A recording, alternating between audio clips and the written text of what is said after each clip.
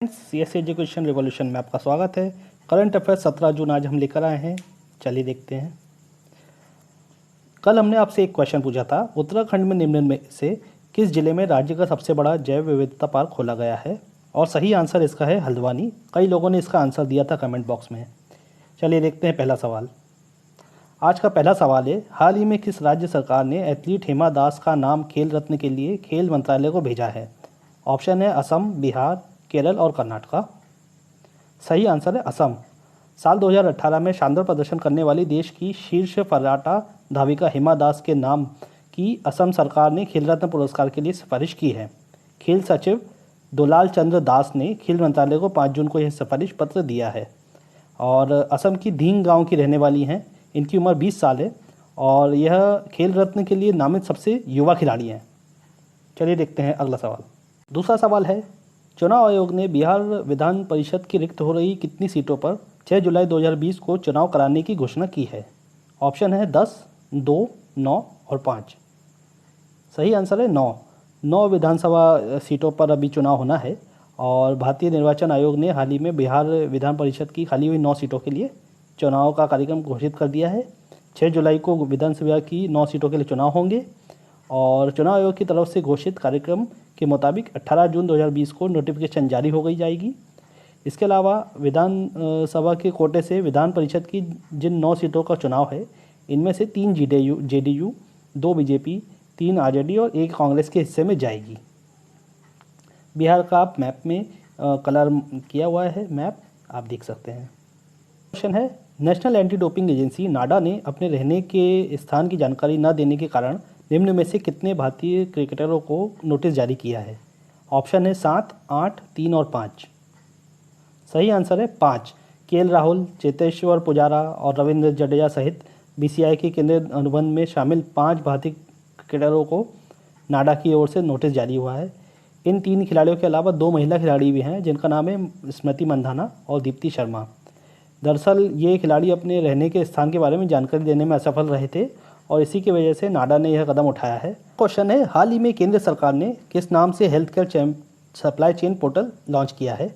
Option है आरोग्य पथ, हम सेतु, हम सफ़र और संजीवनी। सही आंसर है Arogya Path. CSIR council of scientific and industrial research ने national health care supply chain portal launch किया है, जिसे आरोग्य पथ नाम दिया है। इसका मुख्य उद्देश्य है वास्तविक समय पर महत्वपूर्ण स्वास्थ्य आपूर्ति की उपलब्धता प्रदान करना। यह आरोग्य पथ निर्माताओं, आपूर्तिकर्ताओं और ग्राहकों की मदद करेगा। क्वेश्चन है, फिलीपींस में भारत के अगले राजदूत निम्न में से किसे नियुक्त किया गया है? ऑप्शन है शंभू एस कुमारन, राहुल सचदेवा, मोहित अग्रवाल और रोहित कुमार। सही आंसर है ए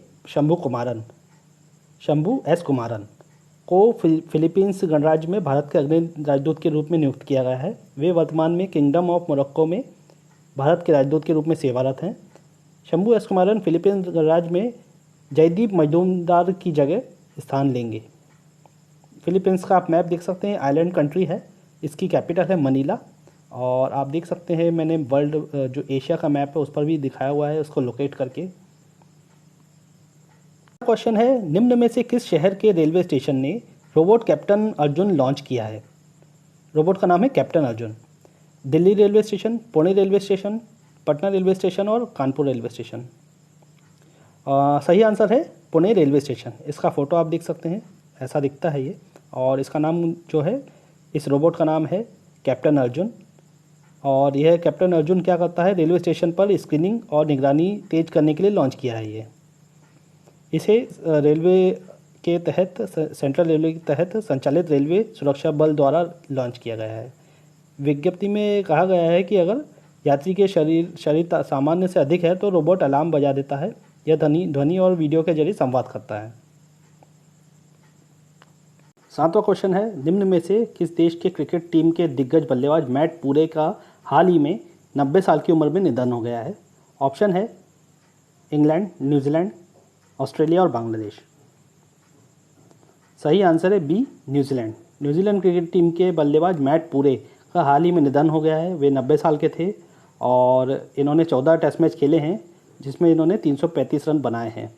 साल 1953 से 1959 के बीच इन्होंने मैच खेले हैं और 9 विकेट भी लिए हैं।